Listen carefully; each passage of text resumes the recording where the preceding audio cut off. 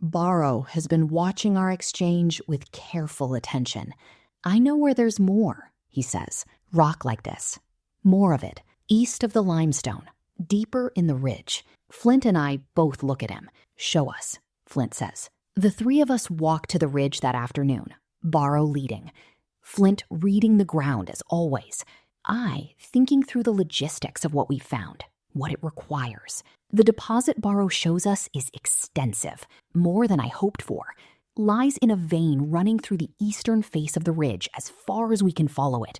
Dark, heavy, present in quantities that, if processing works as Flint believes, will supply the tribe's needs for generations. Flint stands in front of the vein, hand pressed flat against it for a long moment. I watch him. I think about the bridge he finished in his head during those long, sleepless nights of his first months here. I think about load calculations, structural poetry, a man working alone at a desk in Shanghai on a project that belonged to his mother. We can build anything with this, he says quietly. Anything we can design. Then we need to design carefully, I say. He looks at me. Yes, he says, we do. We stand at the iron vein in the afternoon light of the valley we arrived in separately. Different directions, different moments, knowing different things, missing different things, carrying different losses. Between us, laid out in the soil and rock and river water of this impossible world, more work than one lifetime could hold. Where do we start? Borrow asks behind us. I look at Flint. He looks at me. The furnace, we say, same moment, and almost laugh. The closest thing he usually gets, moves across his face. I feel something in my chest I've stopped pretending is only professional satisfaction. The furnace, I agree. Then everything else. The furnace takes 3 weeks to redesign. Flint works it the way he works all structural problems, methodically, without rushing, going back to the beginning whenever something fails, rather than trying to patch the failure in place.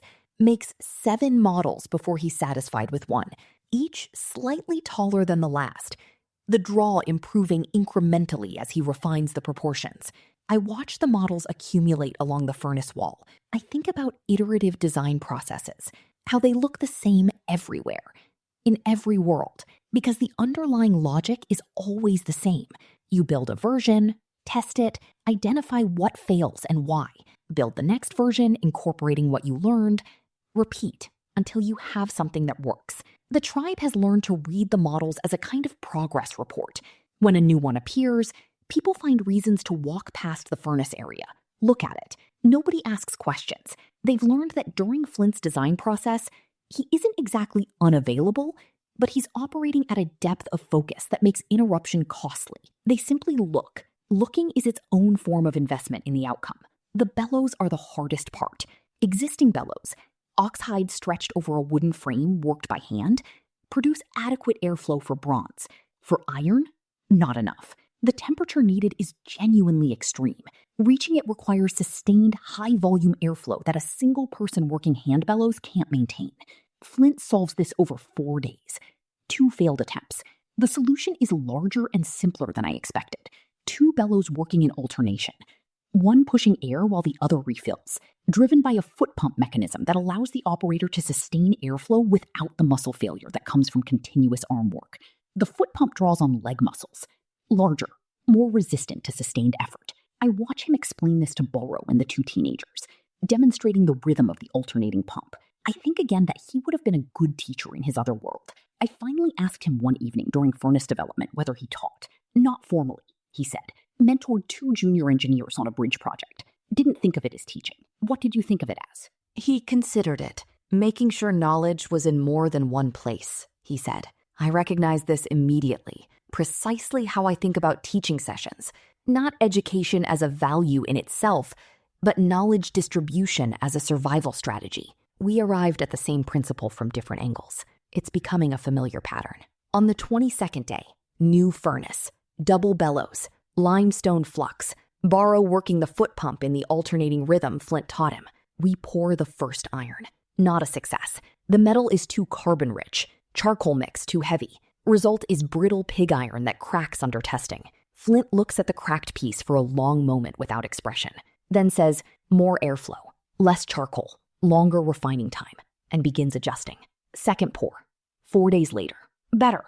Still not right. The edge holds, but the metal is uneven in density. Means charcoal distribution through the melt is inconsistent, but better.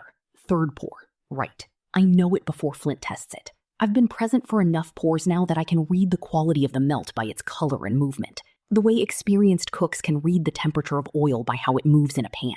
This pour moves correctly, fills the mold with a smooth certainty the previous two didn't have. When Flint strikes the test piece with a hammer, the ring it produces is different from bronze. Harder, more definitive, the sound of something that intends to hold. He hits a practice log, splits it clean, deep, effortless, with a quality that makes bronze feel, by comparison, like practice material, which it had been, which, I think, is exactly right. The tribe's response this time is different from the bronze response. Not louder, quieter actually, as if iron is serious in a way that demands a serious response. People look at the blade, look at each other.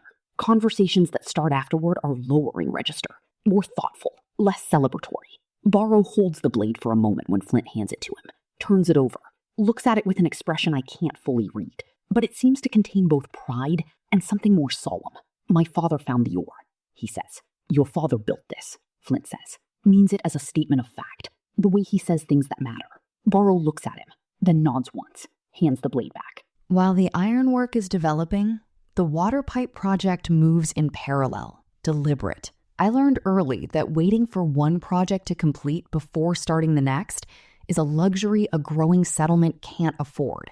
Iron takes Flint, Barrow, and the teenagers. Water pipe takes me and a team of 6, including 2 Eastern settlement women who joined. They turn out to have an instinct for clay pipe work that comes, the basket queen suggests, from long experience with fired clay cooking vessels. The pipe itself is simpler than iron. Fired clay tubes, each about the length of a forearm, one end slightly narrowed to fit into the next section. The joint is sealed with the limestone mortar Flint drew on the back of my plan, a paste of burned limestone and water that hardens to stone as it dries, bonds the sections together with enough flexibility to handle ground movement without cracking. The challenge is the grade. Laying the pipe in a straight line is straightforward. Laying it at a consistent slope so gravity moves water at the right speed, fast enough to stay clean, slow enough not to scour the joints, requires a level of precision I find myself working out with tools I build from what I have. A water level, a long straight rod, a plumb line made from a stone on sinew cord. I made surveying instruments before in this world, improvised from available materials. This is more demanding. Tolerance is tighter. The principle is the same.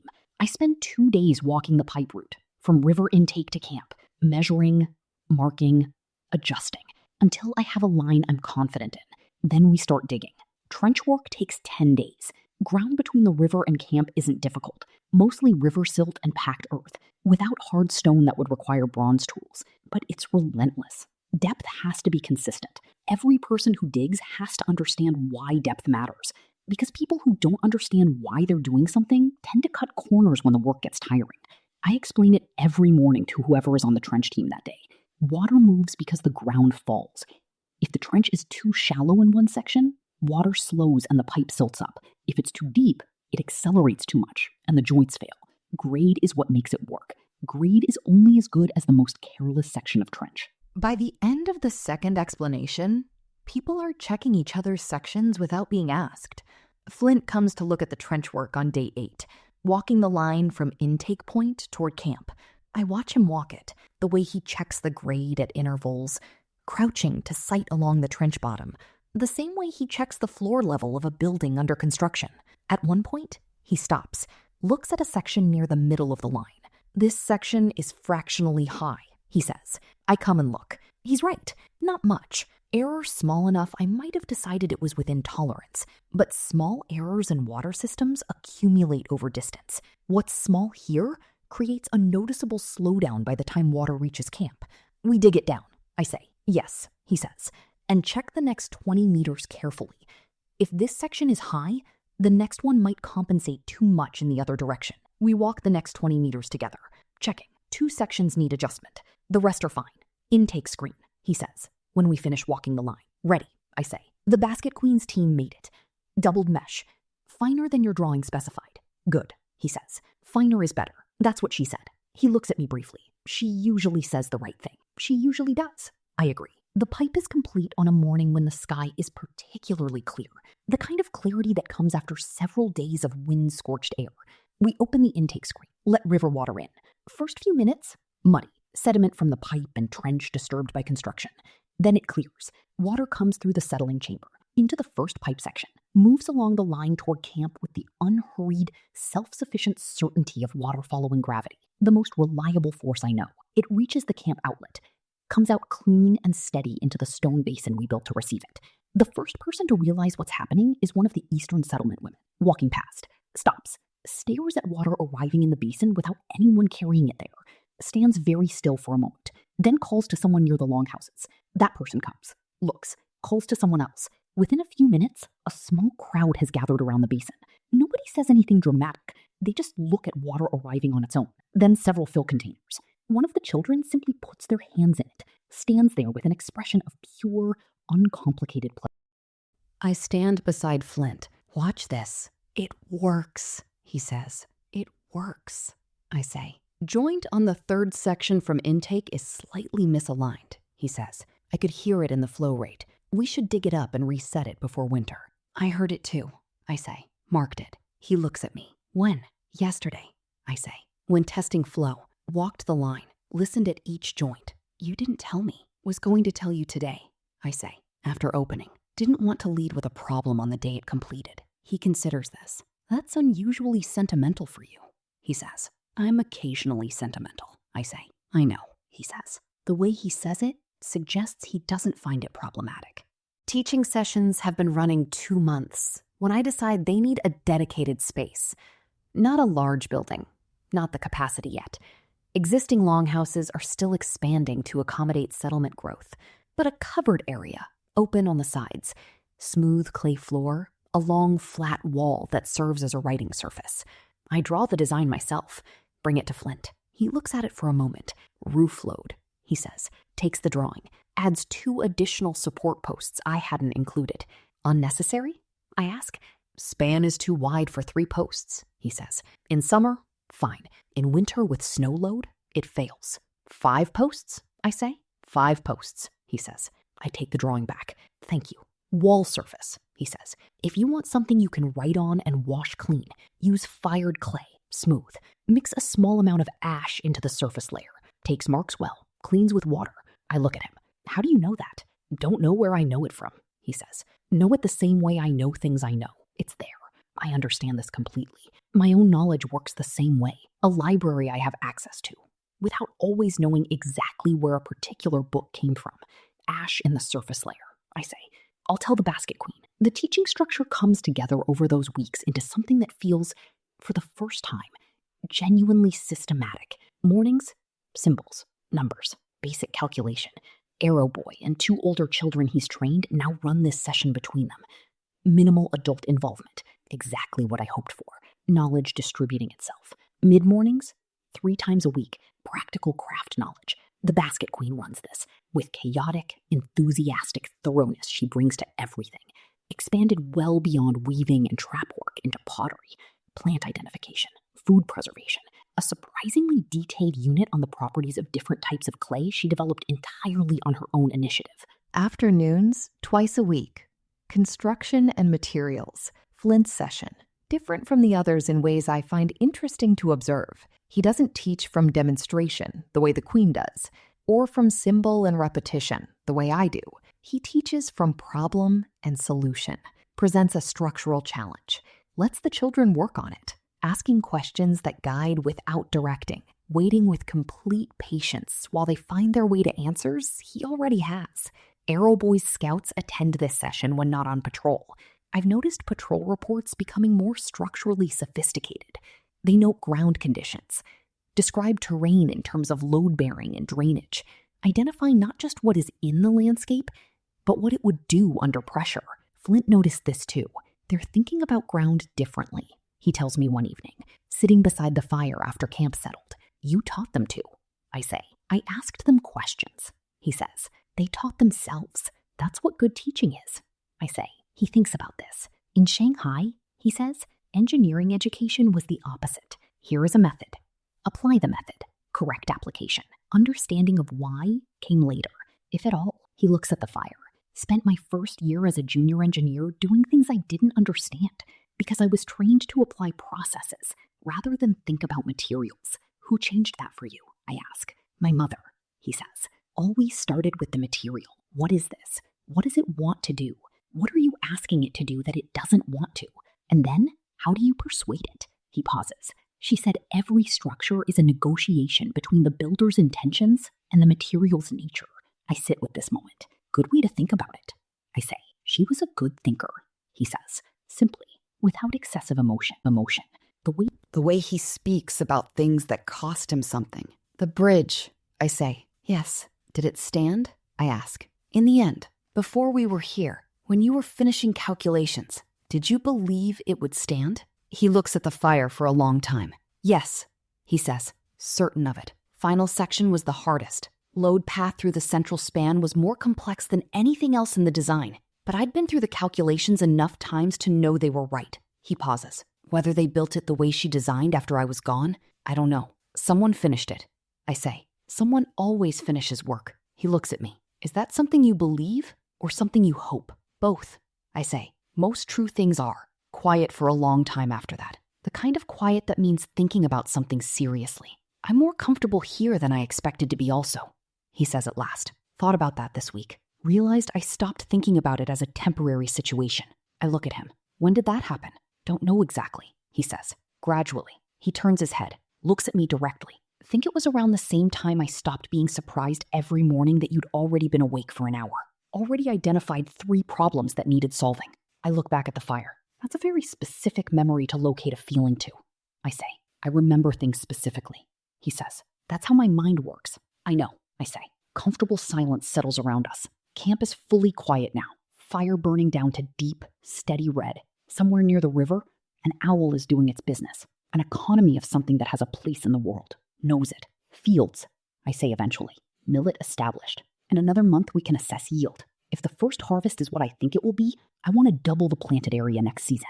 Add a second crop. What second crop? Something that fixes nitrogen in the soil, I say. Beans, if we can source them.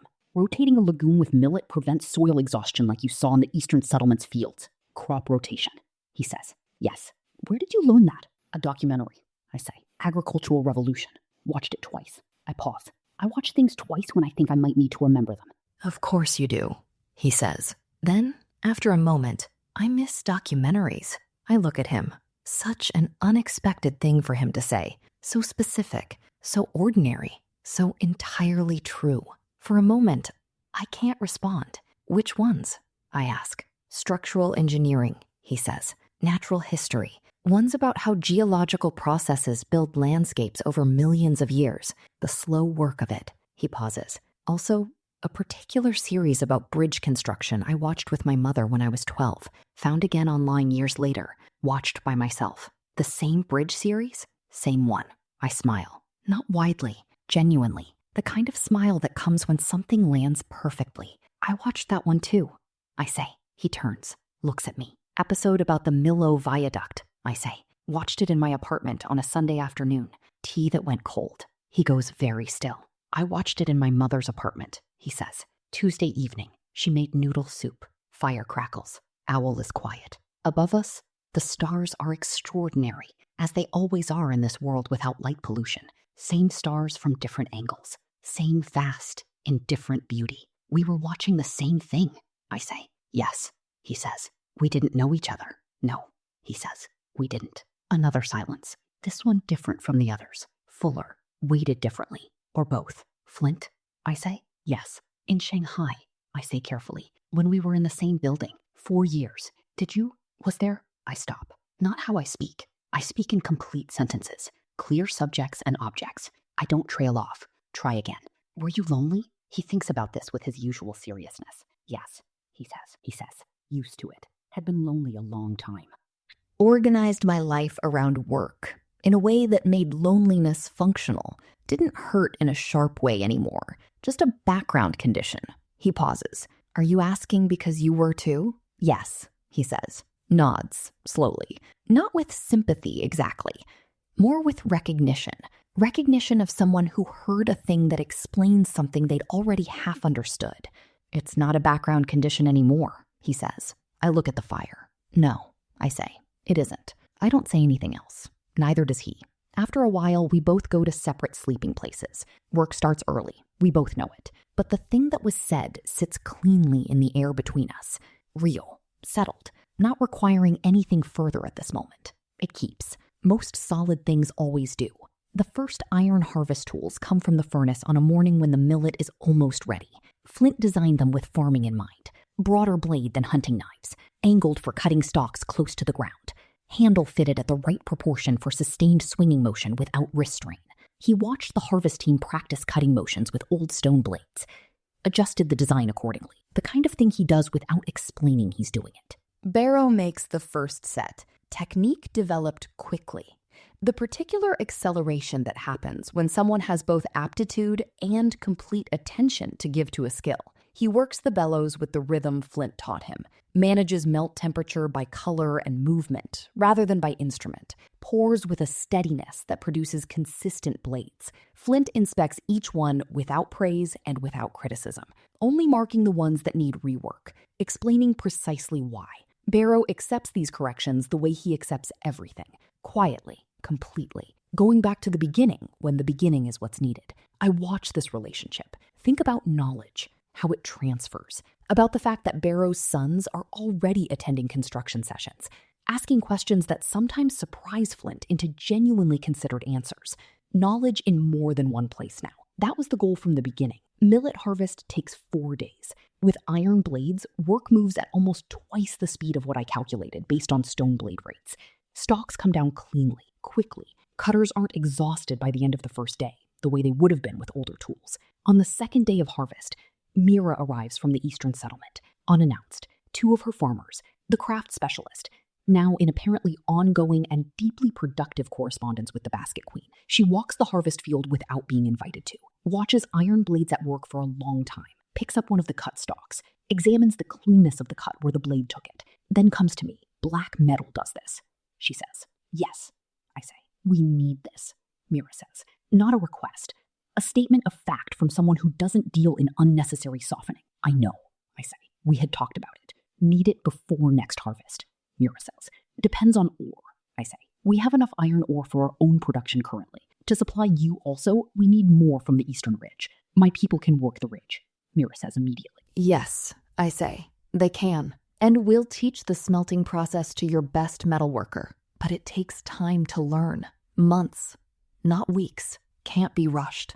Meera looks at me steadily. What do you need from us? This, I think, is why I came to respect Meera.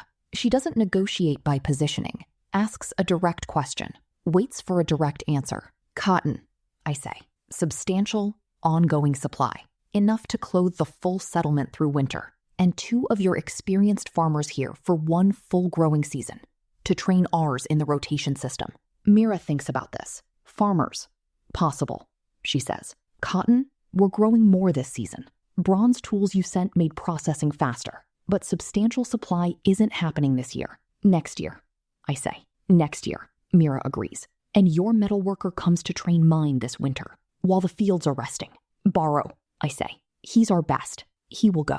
Meera nods, then looks at the harvest field again, at iron blades moving through millet rows. Something moves through her expression.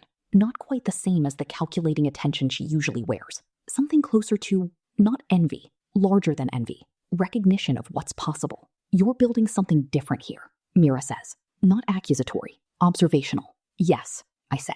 Different from what we have, Meera says. Different from what Raiders had. Different from anything I've seen. She pauses. It moves faster.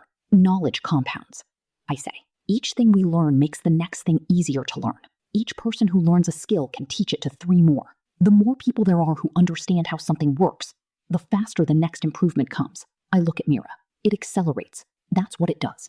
Meera is quiet for a moment. And you're not afraid of that? I consider the question honestly. Sometimes, I say.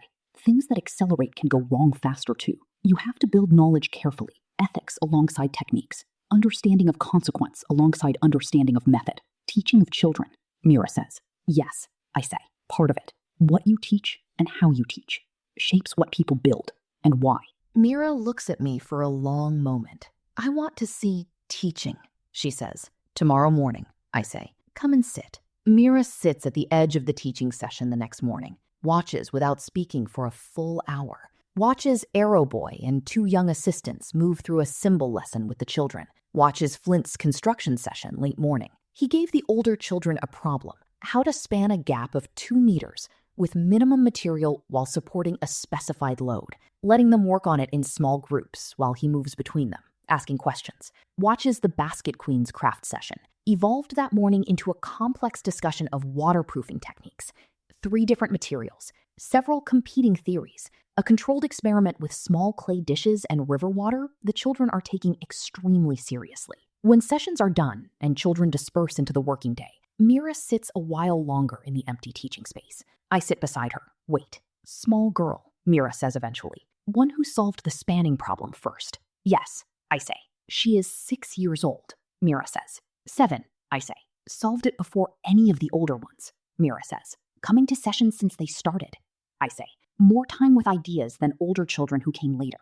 Meera is quiet for a moment. She knew to triangulate support, she says. A child of 7 knew to triangulate because she's been taught to think about load and stress, I say. The principle isn't complicated once you have language for it. Children learn languages faster than adults. Meera looks at me. I want this, she says. For our settlement. I know, I say.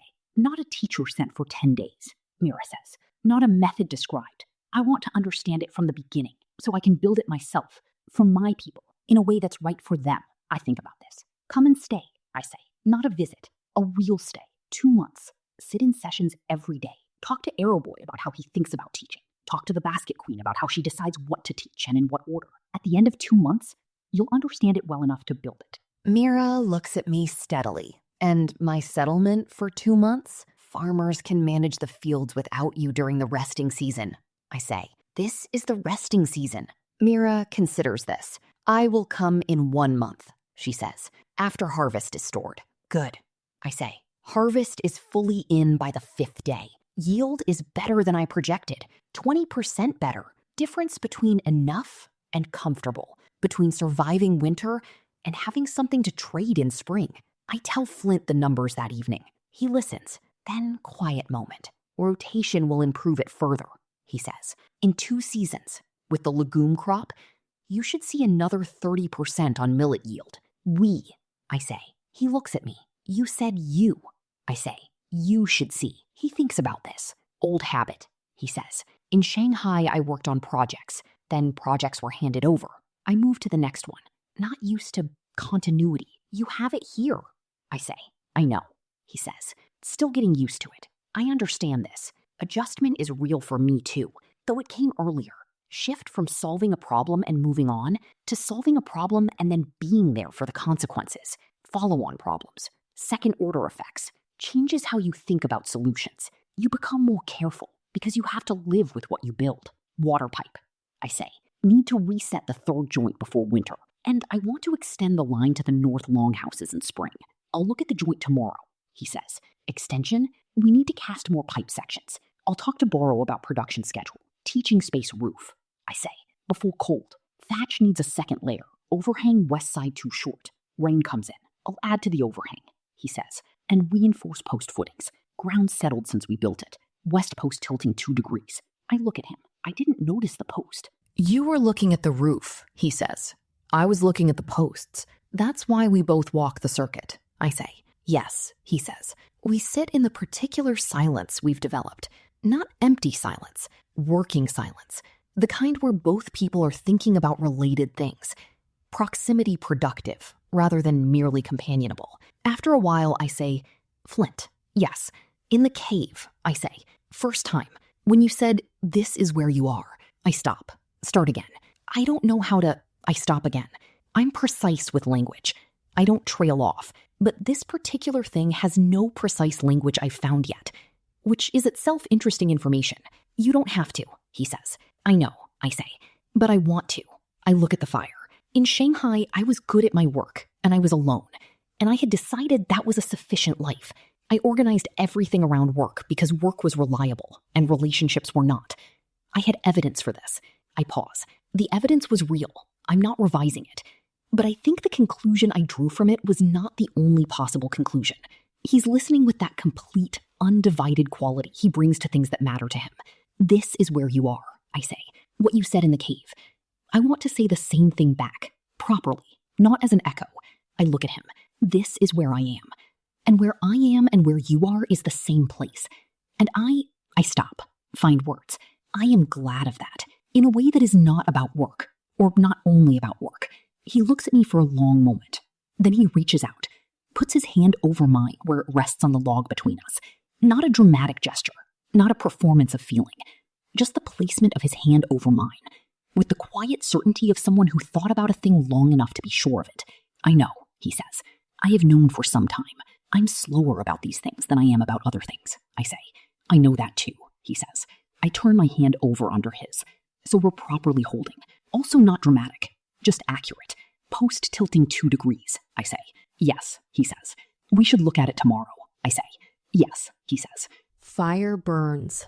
Settlement breathes around us in the dark. Millet in, iron proven. Pipe runs clean. Children learning. Meera coming in a month. So much more to do.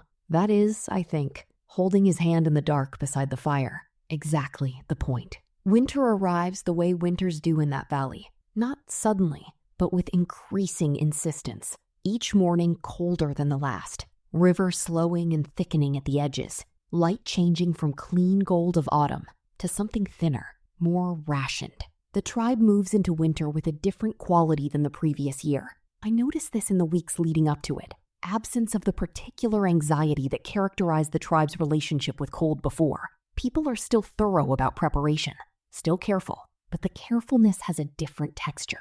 The carefulness of people who expect to be adequate to the problem, not the carefulness of people who aren't sure. Granary full, more than full, surplus, real surplus. Enough that I've begun thinking about what surplus means in terms of options rather than survival. Options are what surplus gives you.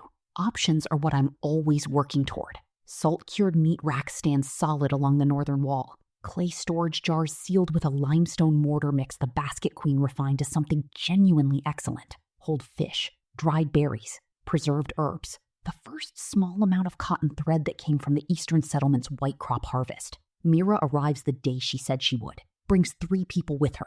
The craft specialist, who arrives and goes immediately to find the basket queen as if they prearranged this. Probably did, through some channel I'm not fully tracking. 2 young women turn out to be Meera's daughters. I didn't know Meera had daughters. Seems like information that should have come up before. But I understand, looking at Meera's expression when she makes introductions, offered now deliberately.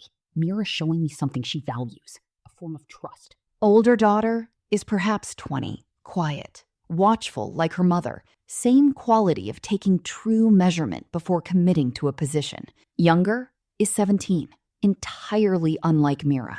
Open, quick, immediately interested in everything. Curiosity that expresses itself as movement, constantly repositioning to see things from different angles. The younger daughter finds the teaching session on her first morning, doesn't leave until it ends. Meera sits beside me at the central fire that evening.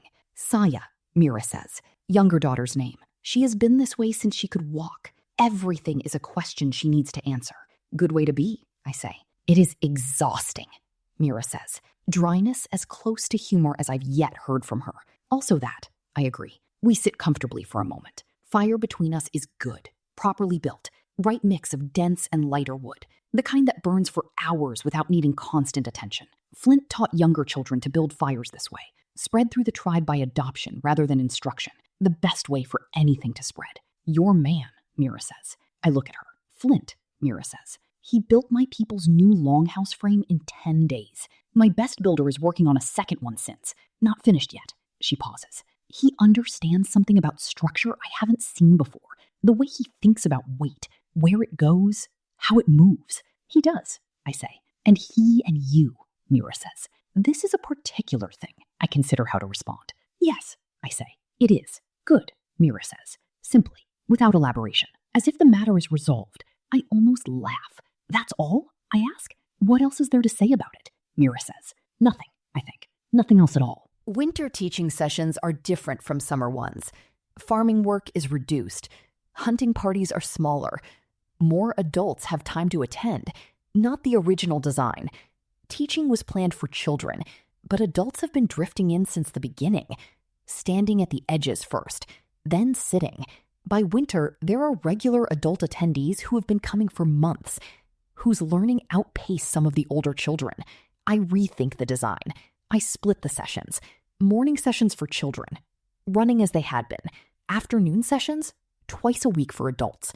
Focused differently, not foundational literacy and numeracy, applied knowledge. How structures work, how water moves, how crops grow and why rotation matters. How to read signs in the landscape that tell you what the ground is made of, how it behaves under different conditions. I bring this to Flint before I announce it. Adult sessions, I say. I want you to lead construction and materials content.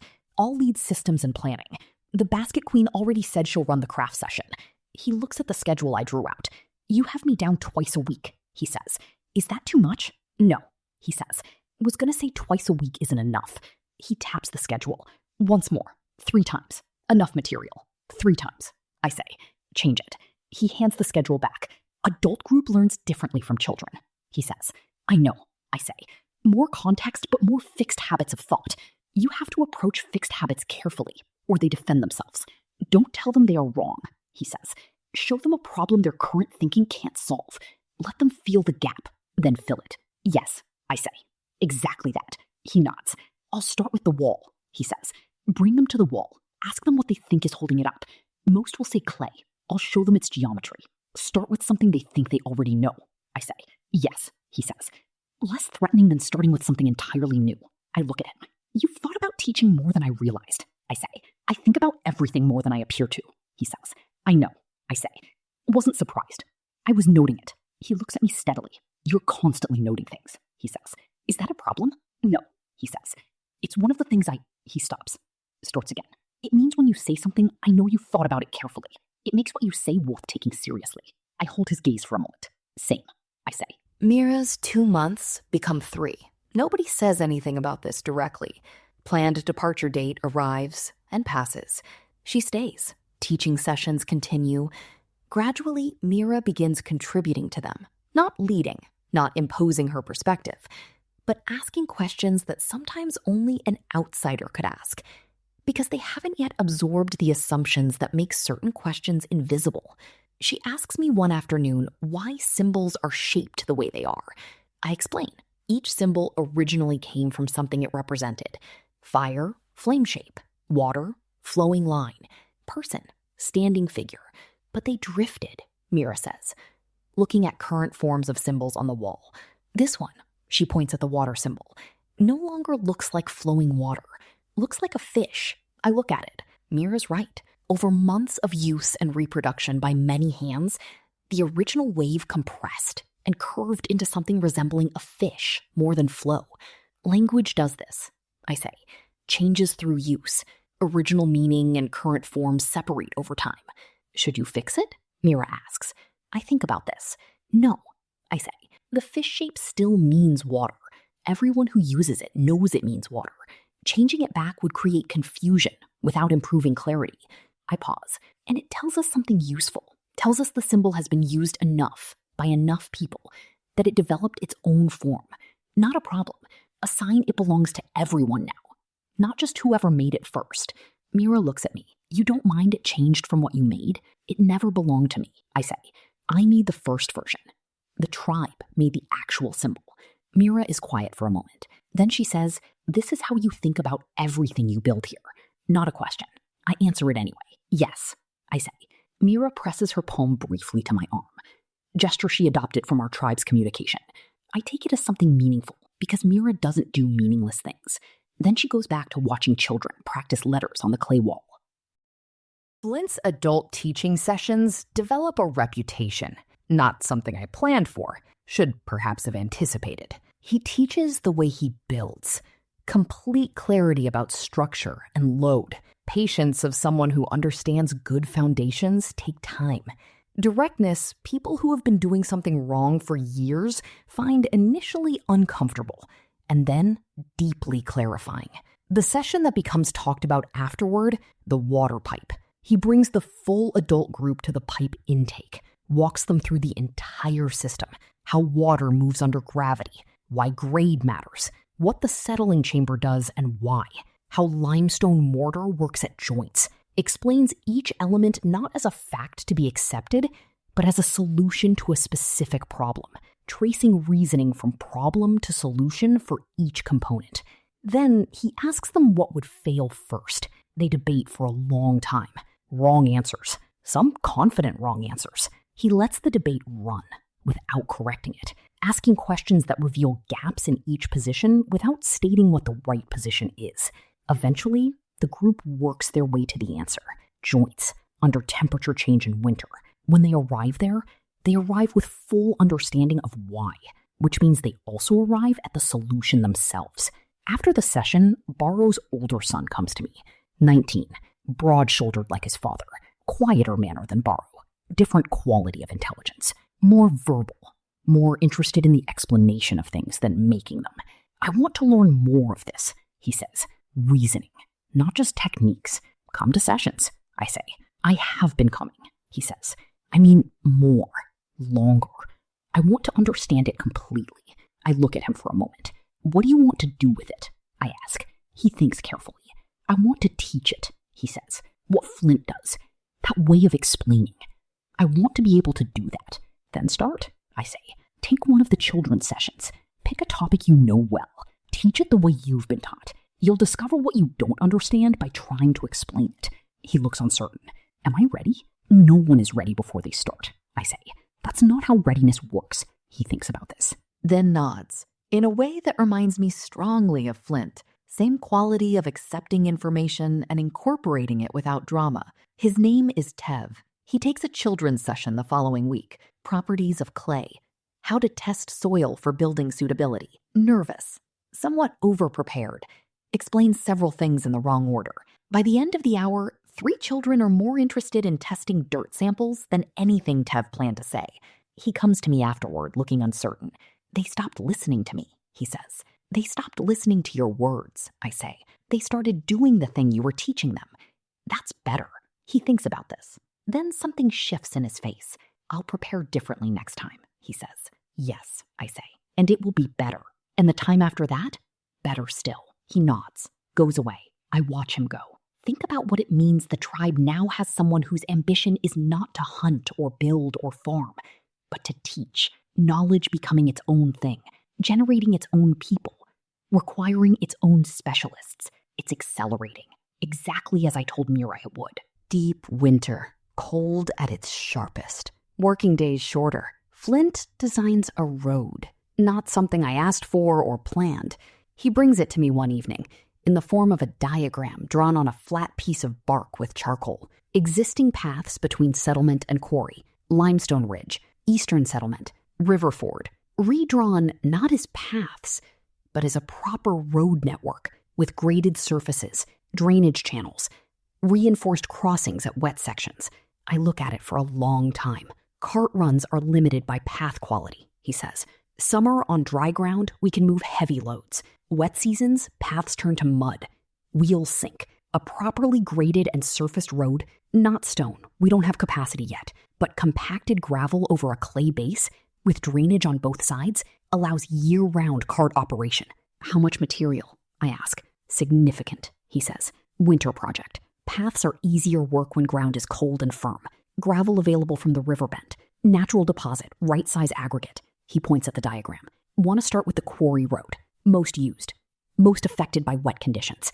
2 weeks of organized work should do the main section.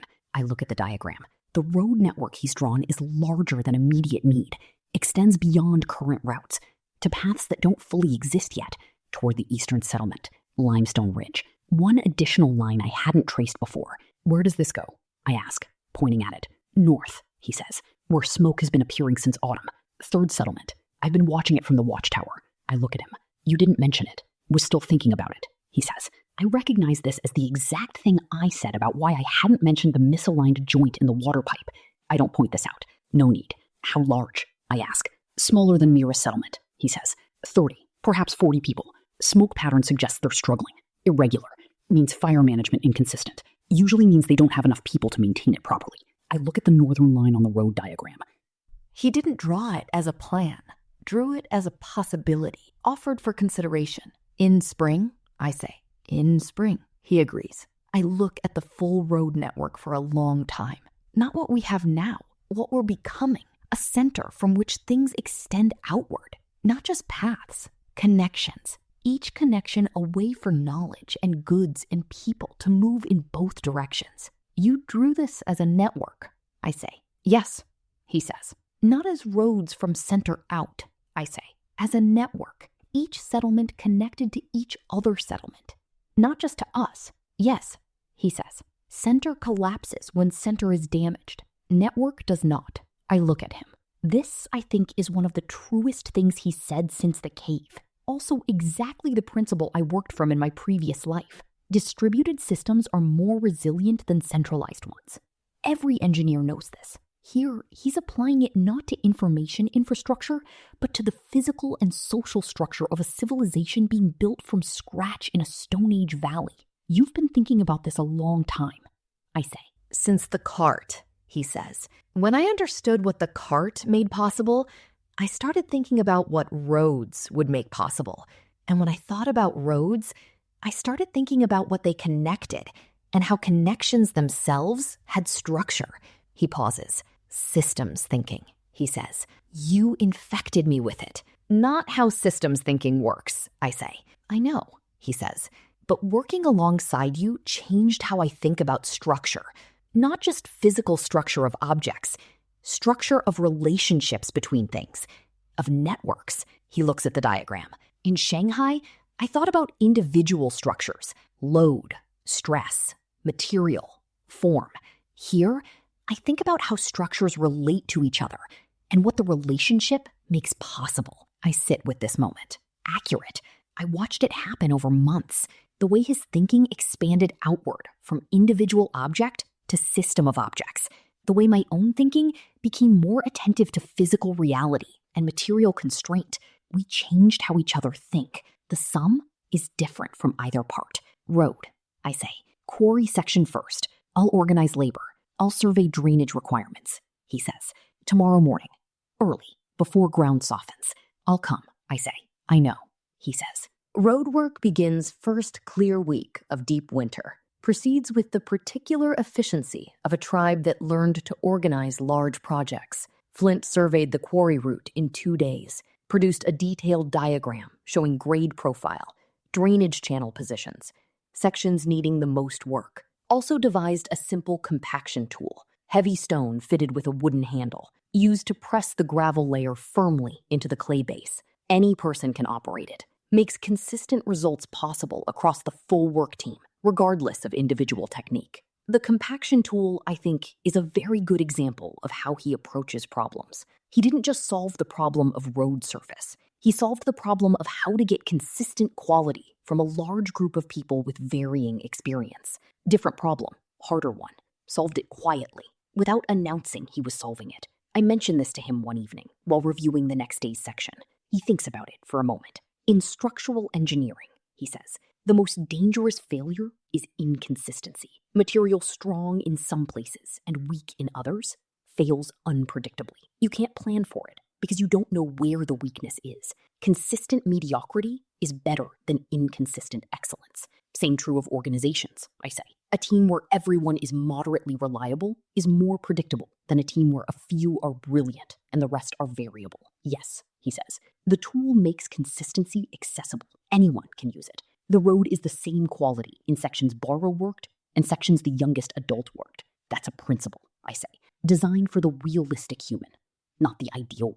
My mother used to say, designed for Monday morning, he says, not Friday afternoon. Friday afternoon, everyone is focused and careful. Monday morning, people are tired and distracted. Design has to work Monday morning. I look at him. He speaks about his mother more easily now than in the early months. Not often, never at length, but with the ease of someone who made peace with the grief of it, rather than managing grief by keeping it sealed. She sounds like she was very good, I say. She was, he says. Best structural engineer I ever knew. Probably the best I'll know.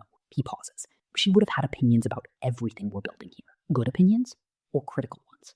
I ask. Both, he says, simultaneously. That was her gift. Almost smiles. She would have wanted to redesign the water pipe intake. Intake is fine, I say. She would have wanted to redesign it anyway, he says. She redesigned things that were fine, always looking for the version that was better than good. So are you, I say. He looks at me. Yes, he says. I suppose I am. Meera leaves the final week of winter. Full teaching system documented in our tribe's writing. A set of flat bark sheets covered in symbols, diagrams, sequential lesson plans I spent 2 weeks writing out carefully enough that someone who hadn't seen them in practice could reconstruct them. The first person other than me and Flint to take our tribe's knowledge somewhere else, deliberately, as a package, designed to be replanted in different ground. At the gate, she stops, looks at me with that measuring look. You will come to us, she says, when spring planting is done. Yes, I say. I want to see how teaching takes hold in different soil. Meera almost smiles. Small, almost, but real, different soil, she says. Good way to think of it. She presses her palm to my arm, gesture that has become between us a kind of private language. Then she goes through the gate, down the road, new road, quarry road, smooth, graded, draining correctly, doesn't look back, which I've come to understand is simply how Meera moves, forward, toward the next thing, carrying what she learned. Flint comes to stand beside me at the gate. She'll build it well, he says. Yes, I say. She will. Her younger daughter, he says, Saya, she's going to be extraordinary. She already is, I say. She asked me yesterday why the settlement is round instead of square. I gave her the structural answer. She said that was one reason, and asked what the others were. He looks at me. What did you tell her? I told her several others. Said she should spend a week thinking about it. Come back and tell me what she found. I pause. She came back in 3 hours. He makes a sound, almost a laugh. What did she say? Round boundary has no corners for attackers to exploit. Round space feels more communally equal because no position is architecturally dominant. Circles are easier to extend outward uniformly when a settlement grows. Was she right? She's right about all of it. And she found a fourth reason I hadn't thought of. Perimeter to area ratio of a circle is more efficient than a square. Less wall material to enclose the same internal space. Flint is quiet for a moment. She worked out geometry? She drew it in dirt, I say, with sticks. She obviously sat somewhere doing geometry for 3 hours. She's coming back, he says. Not a question. Every day, apparently, I say, until she goes home with her mother. And then I look at the road where Meera went. And then she comes back on her own, I say, eventually, when she's old enough. You certain of that? Some people, I say, find a place where their questions can be asked, and they don't stop going back to it. He looks at me. Is that what happened to you? He asks. I think about it honestly. No, I say. I didn't find a place. I built it. I pause. This is the place. He's quiet for a moment. Then he says, yes, it is. We stand at the gate in the last cold of winter, roads stretching out toward the eastern forest, settlement warm and working behind us. Above the southern hill, the sky is doing something interesting, pale, particular blue, comes only at the end of winter, when cold is beginning to consider leaving. Spring in 2 weeks, I say. 10 days, he says. Soil temperature changes before air temperature does. I've been checking. 10 days, I say. Then northern visit. He agrees. He puts his arm around my shoulder then, briefly, the way he sometimes does when we're standing beside each other. And the moment calls for it. Not a performance, not something requiring comment, just what it is.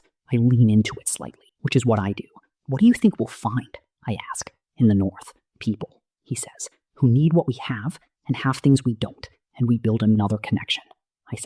And we build another connection, he says. Network expanding, knowledge moving outward, returning changed, road leading somewhere new, work continuing, as it always does. That is the point. That has always been the point. And standing there, at the gate of what we built, last winter cold at our backs, 10 days until spring, I think it is, on balance, a very good point indeed. Northern settlement is harder to reach than the smoke suggested. The path Flint identified from the watchtower isn't a path at all once we're in it. A series of gaps between trees requires constant judgment about direction, following the logic of the landscape rather than any made trail. Ground rises steadily. By mid-morning of the first day, the forest has changed character. Trees older, closer together, light coming through in narrow columns that move slowly across the ground as the sun shifts. 5 of us. Me, Flint, Reed. Default choice for any scouting work that requires careful observation. Tev, ask to come. Reason for asking? To observe how initial contact works, for teaching purposes. I found it genuinely good. Young woman named Dira, joined from Eastern settlement families. Over winter, quietly demonstrated she could navigate unfamiliar ground better than anyone in the tribe except Flint. We make camp the first night on a high shelf of ground. Rock overhang gives some shelter. Flint judges drainage adequate. He's particular about drainage when camping. I noticed this early, came to share the preference. Nothing worse than waking in the night to find water moving through your sleeping space. Fire is small, well managed. Dira's work. Dira makes fires the way Flint makes structures. Complete attention to what is necessary and nothing beyond it. We eat, talk in low voices, the way of people in country we don't fully know. Tell me about the teaching session this week, I say to Tev. He's been waiting to be asked. I can see it. Not anxiously. The readiness of someone who prepared. Children already knew more than I expected, he says. Barrow's youngest is digging test pits around camp on her own initiative. Collecting samples. I know, I say. She showed me. She corrected me on clay content of the south field, he says. She was right. What did you do? I said thank you. Adjusted what I was saying, he says. Good, I say. Felt strange, he says. Being corrected by someone half my age. It will feel less strange, I say. Knowledge doesn't care about age. It goes where attention is. Flint is looking at the fire. In engineering program, he says. Not to anyone particular. Student in my year who understood materials better than the professors did. 20. They didn't know what to do with her. So they gave her increasingly difficult problems. Stayed out of her way, he pauses. She built the best suspension bridge in a final project anyone had seen in 10 years. Professors graded it, then argued about it for a week. Tav looks at him. What happened to her? Don't know, Flint says. Lost contact after graduation. He pauses. Probably building something extraordinary somewhere. I look at him, still looking at the fire. Expression has a quality it sometimes gets when he's in Shanghai in his memory. Not sad, exactly. More like the feeling of a room you left and can't return to.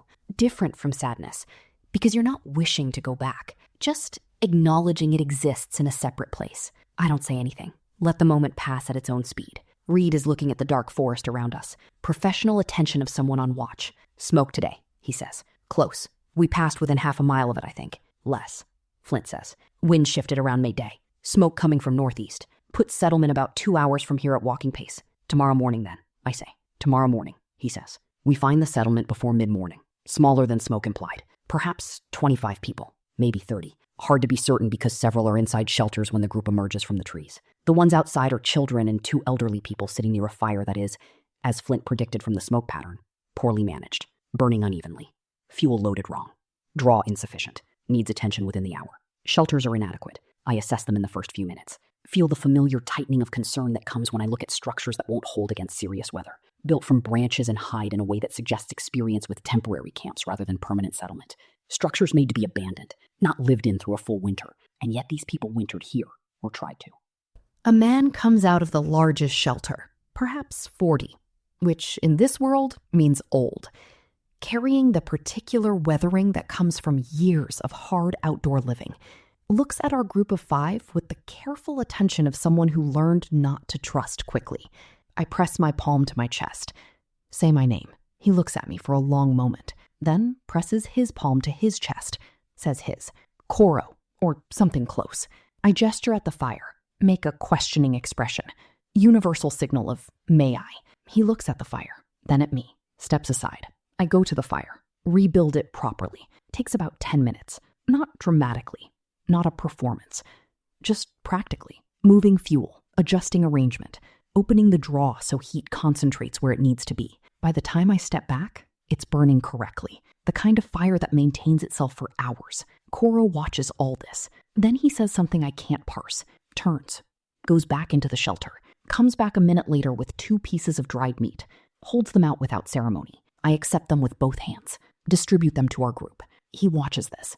Some calculation in his expression resolves. The story of the northern settlement comes out slowly over the rest of that day and the morning of the next, assembled from Coro's halting communication.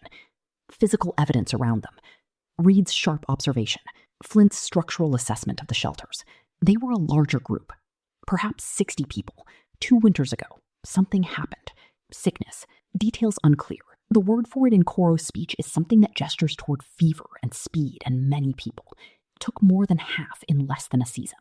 Survivors kept moving, as they always moved, following game and seasonal resources, not staying long enough anywhere to build properly. This winter they stopped, because one of the elderly people couldn't travel further. They stopped. They stayed.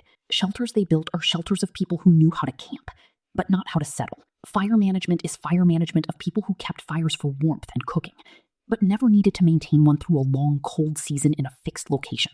They survived, but barely, with losses. 2 of the children are clearly not well. Persistent cough. That winter cold settled into their chests and hasn't left. I sit with all this. Think about what it means, what's possible. Flint sits beside me that evening. Second night, our small group camped at the edge of the northern settlement with Coro's tacit permission. Shelters, he says. I know, I say. They won't survive another winter without improvement, he says. North-facing walls have no insulation, no slope to shed snow load. Roof of largest shelter is already under stress. Crack in main support I didn't like. How long to rebuild properly? I ask. Here, with their materials and labor. He thinks about it. 4 weeks for 2 solid shelters. Enough for 30 people to winter comfortably. We don't have 4 weeks, I say. We're expected back. We can come back, he says. I'd been thinking about this since the first hour in the settlement. Northern group is too small to invite in the way we invited Eastern families. Or rather, I could invite them. But Coro has the quality of someone who wouldn't accept an invitation that required him to give up the place he stopped. He stopped because he needed to stop. Stopping cost him something.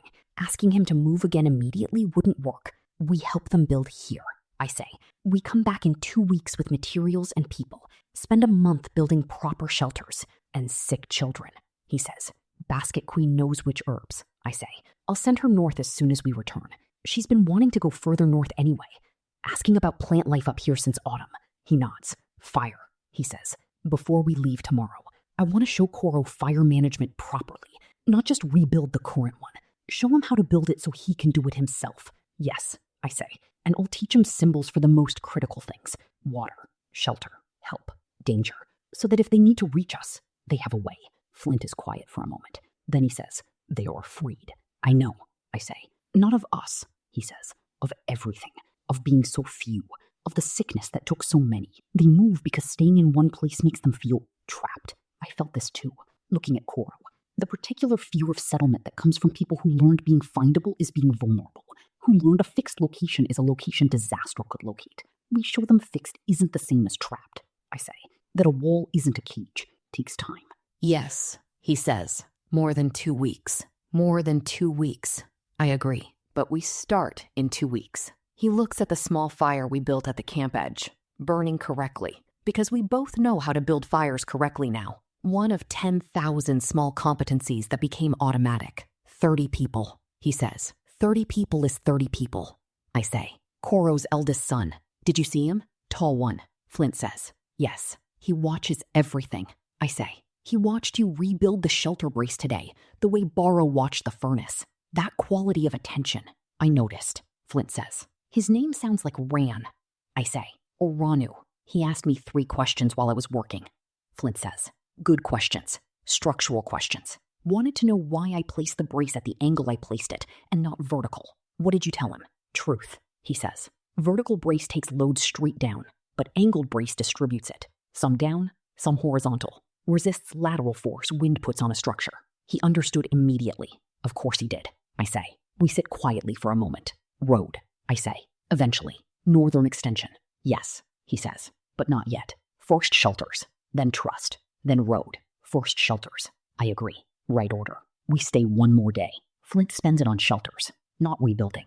Not time for that. But reinforcing critical failures. Cracked support in main shelter braced with diagonal element. Takes less than 2 hours to install. But will prevent the collapse that was coming. North-facing wall gets a layer of packed moss between inner and outer hide surfaces. Cuts heat loss by more than half. He shows Coro's son each thing as he does it, explaining in a mix of gesture, shared words, and drawn diagrams.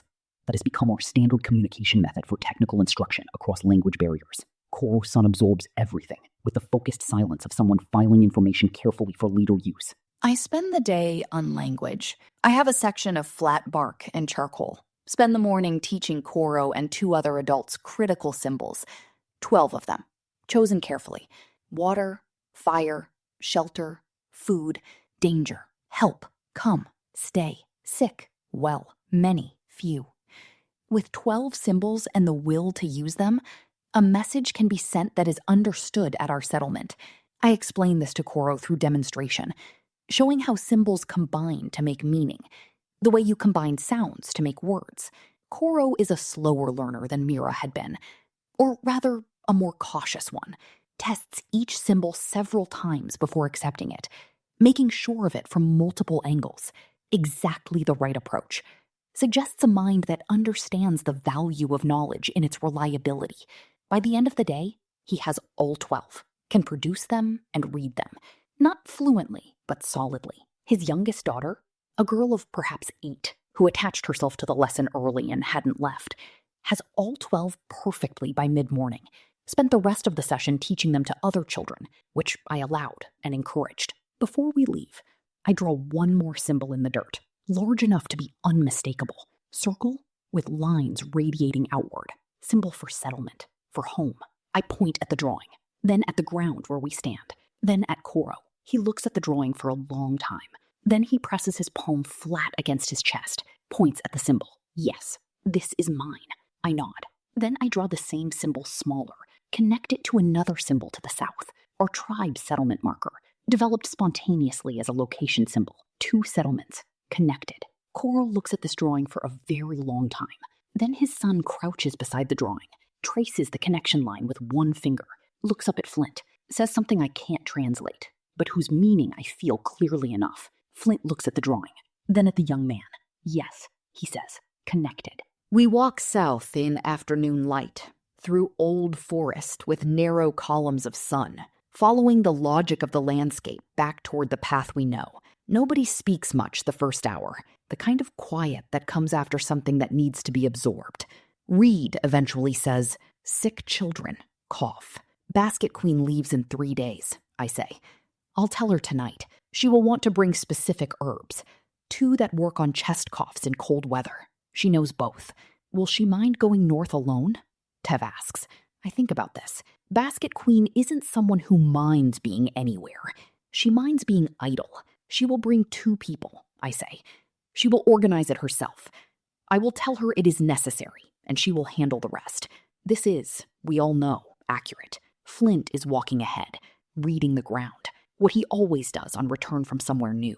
Outward journey is about arriving. Return journey is about understanding the route. He's building an internal map of the terrain, adding the northern landscape to the structural understanding he has of the whole region. I catch up to him, walk beside him. Ran, I say quietly. Coro's son. Yes, he says. When we come back in 2 weeks, I say, he should learn the full construction sequence, not just bracing, foundation, frame, roof load distribution. Yes, he says. He should. Quiet moment. He reminds me of Borrow, he says. That quality. Attention, I say. More than attention, he says. The way he holds information while he is receiving more. Most people can only take in so much before earlier things start falling out. He kept adding without losing. Working memory, I say. Is that what it's called? Yes, he says. Otherwarmed. Capacity to hold multiple things active while you work on them. I pause. Engineers need a lot of it. You need to hold the whole structure in your head while you work on a single joint. Yes, he says. That exactly. He ducks under a low branch. Borrow has it. Tev has it to a lesser degree. Compensates with preparation. Arrow Boy has it in excess for spatial things, less so for sequential things. He pauses. You have it in a way I haven't seen before. You hold the whole system active all the time. Field and pipe and teaching and northern settlement and road network, all simultaneously. I'm quiet for a moment. Sometimes it's loud, I say. He looks at me. In my head, I say. Loud. All things running at once. I pause. I learned to manage it. In Shanghai, I managed it with long working hours. Here, I manage it with this. I gesture vaguely at walking, forest, being outside, and conversation, he says. I look at him. When you're working something through, he says, you talk. Not always to me specifically. Sometimes to the Basket Queen. sometimes to read. But you need thinking aloud. He pauses. I noticed this a long time ago. I try to be available for it. I look at the path ahead. I didn't know I did that. I say, you didn't know? Knew I thought better in conversation. I say, didn't know it was visible. Not obvious, he says. You don't announce it. But I know what it looks like when you're working something through versus when you've already resolved it. Quality of questions is different. I walk in silence for a moment, genuinely absorbing this. Accurate. I know it's accurate the way you know true descriptions of yourself. With slight discomfort that's not displeasure, but adjustment. You are very observant, I say. I told you, he says. I think about things more than I appear to. You said that before, I say. I'm still catching up to it. He makes a sound, almost a laugh. We walk out of the old forest into younger trees that mark approach to familiar territory. Light is better here, more open. I can see the watchtower of our settlement on its hill from the next rise. Elena, he says. Yes, northern visit, he says. In 2 weeks, I want to go back with a full building team, 8 people, with materials. Yes, I say. We planned for this, and I want to stay for a month, he says. Shelters need proper work. 2 weeks isn't enough. I expected this, but have been waiting for him to say it himself. Month, I say.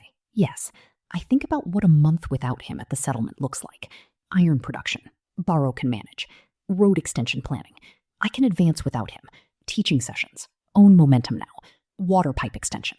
Needs his structural assessment before it can begin. Pipe extension, I say. Before you go, I need your assessment of the North Longhouse connection. 3 days, he says. I can survey it and give you specifications. You can manage the build while I'm north. Yes, I say. And Tev is ready to start leading adult construction sessions. He is, he says. So we plan for it, I say. We plan for it, he says.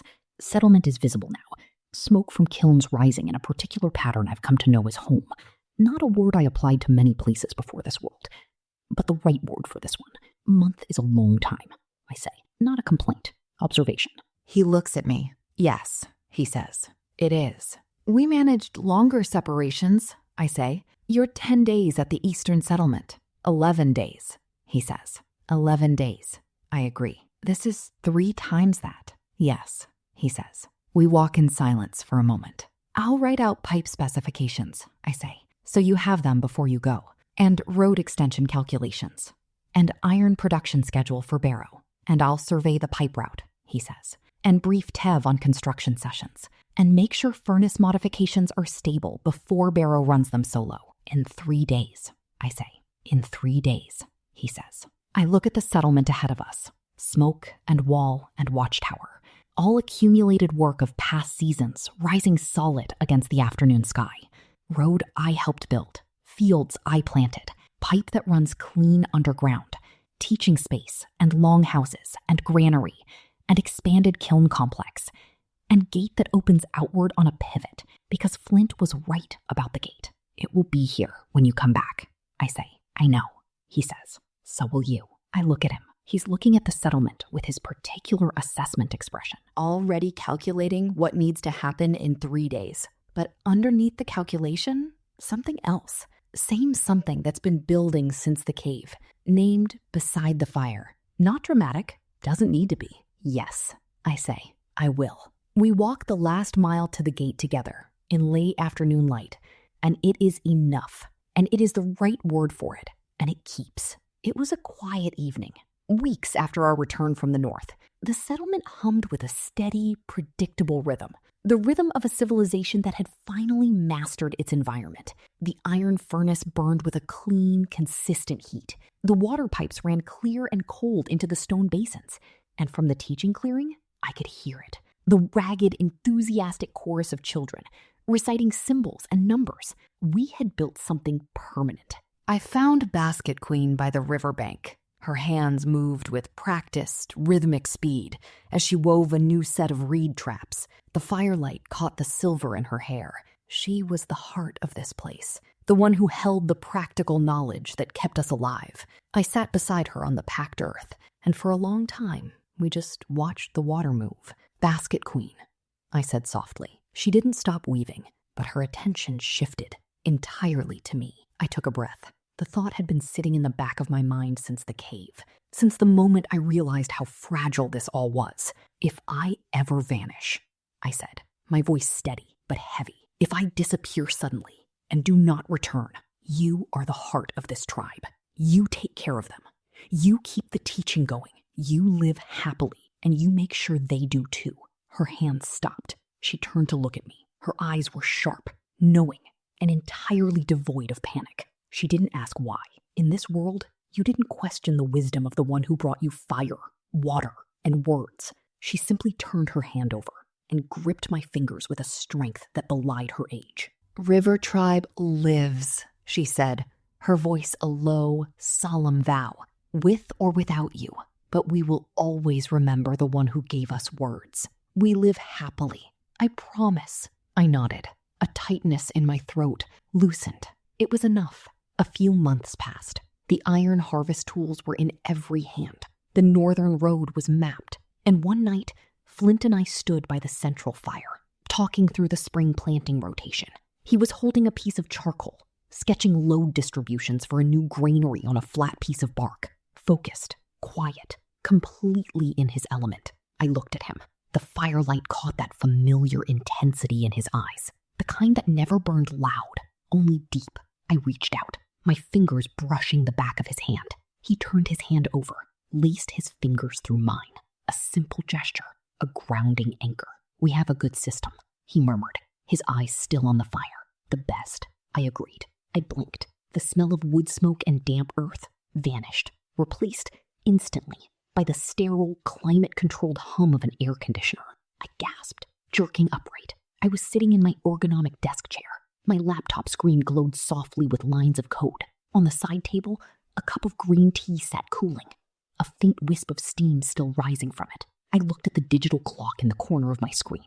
Sunday, 2:14 p.m., the exact minute I had started watching the documentary. The exact minute I had closed my eyes. Panic, cold and sharp, seized my chest. I spun around, expecting the ridge cave, the rain, Flint's steady gaze. There was only my modern Shanghai apartment, the distant hum of city traffic, the glow of the skyline through the window. My hands were smooth, no clay under the fingernails, no calluses from the bowstring. It was a dream, I told myself, my hands trembling as I reached for the tea. A hyper-vivid, stress-induced hallucination, but the ghost of the memory was too heavy to set down. The next day, I did something entirely out of character for the pragmatic software engineer I was supposed to be. I searched for him. Shu Chang, structural engineer, Mingday building. I found the building. I even went there once, standing in the sleek marble lobby, my heart hammering against my ribs. But the receptionist told me Mr. Shu was on an urgent business trip to Shenzhen. I tried calling a number I found in an old directory. It went straight to voicemail. The next week, I went back, only to be told he had been moved to a different floor and was in back-to-back meetings. I left a message. He never called back. Every time I tried to reach him, the universe seemed to conspire to keep us apart. A missed elevator by 30 seconds. A sudden rainstorm that delayed my commute. A disconnected line. Slowly, the desperate hope faded into a dull, quiet ache. It was just a dream, I concluded.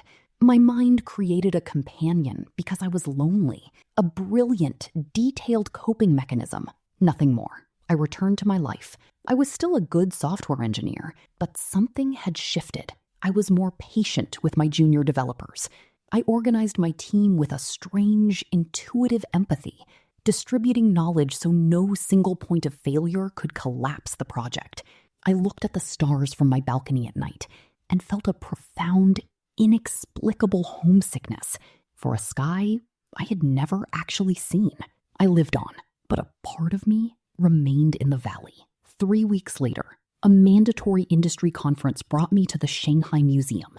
I wandered the halls aimlessly until a banner caught my eye. The Yangtze Anomaly, a Neolithic leap in the river valley. My breath hitched. Drawn by a force I couldn't name, I walked into the dimly lit gallery, and there, behind climate-controlled glass, was my life. A section of fired clay pipe, sealed with white limestone mortar, a rusted, perfectly beveled iron harvesting blade, and next to it, a rubbing taken from preserved bark. My symbols, the flame for F, the flowing line for W, the thrusting spear for H, the circle for R, and beneath them, 2 small marks, side by side. Person, person. Tears pricked my eyes. It was real. A voice in my head whispered. But how? The placard is wrong, you know. The voice was low, gravelly, familiar in a way that made the hair on my arms stand up. I turned, slowly. He was standing a few feet away, hands shoved deep into the pockets of a tailored charcoal wool coat, his brow furrowed in that exact specific way it always did when he was assessing a flaw. He was staring at a structural diagram of the River Tribe's Longhouse Foundation. He looked different. The rugged, sun-beaten survivor was gone. In his place stood a man in his early 30s, clean-shaven, well-groomed. The harsh lines of survival had been smoothed by modern comforts, but the foundation remained. The sharp, observant eyes, the quiet, calculating stillness. And I knew I looked different too. My hair was styled, my skin clear, my posture straightened. I was still her, the Alina of the Stone Age, but polished, refined, carrying the quiet confidence of a woman who had once commanded a tribe. We stared at each other. The air between us grew thick, charged with a terrifying, fragile anxiety. Does he remember? My mind raced. Or am I still dreaming? If I say the wrong thing, I'll shatter this. His gaze locked onto mine. His jaw tightened. He was running the same calculation. The placard, Shu Chang said, his voice carefully neutral, though a slight tremor betrayed him, says the 5-post design was chosen for spiritual symmetry. It wasn't. The span was too wide for 3 posts. In winter, the snow load would have caused the center to fail.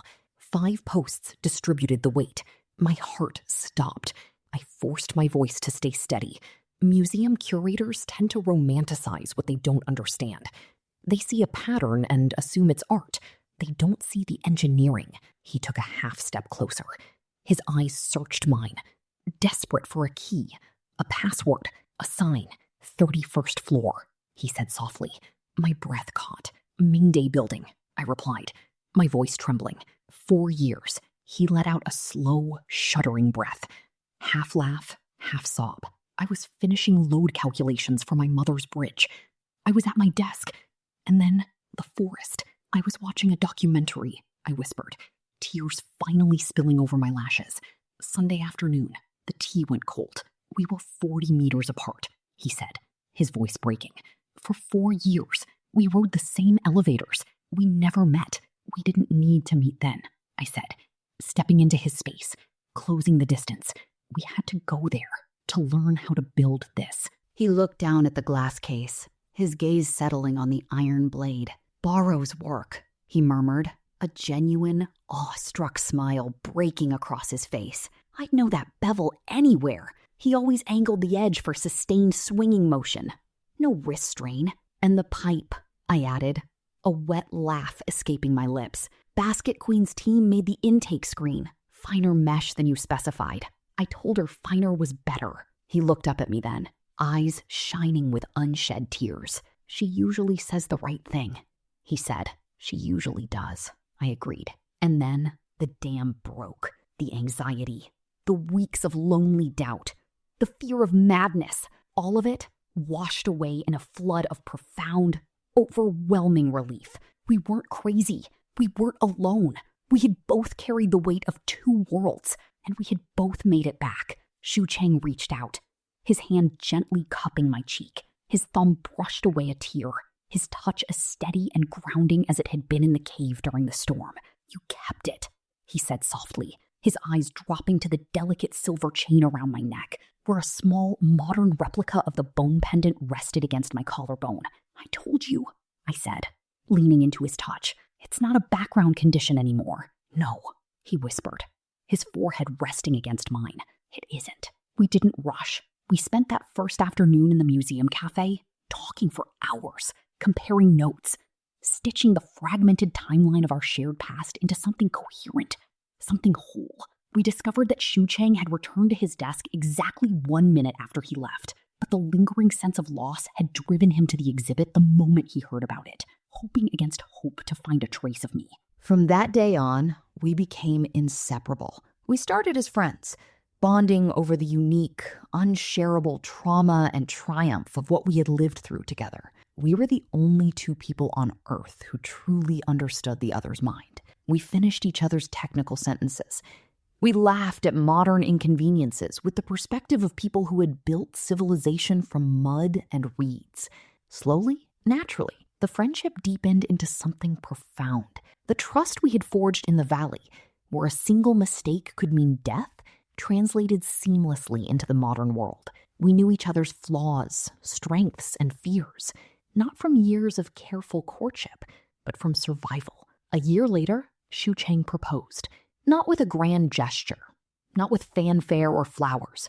On a quiet Sunday morning, in our shared apartment, he handed me a cup of tea, and when I looked down, he had traced a familiar symbol into the condensation on the side of the mug, a circle with two small marks inside it, side by side, person, strong together, he said. I said yes. We built a life with the same intentionality we had built the river tribe.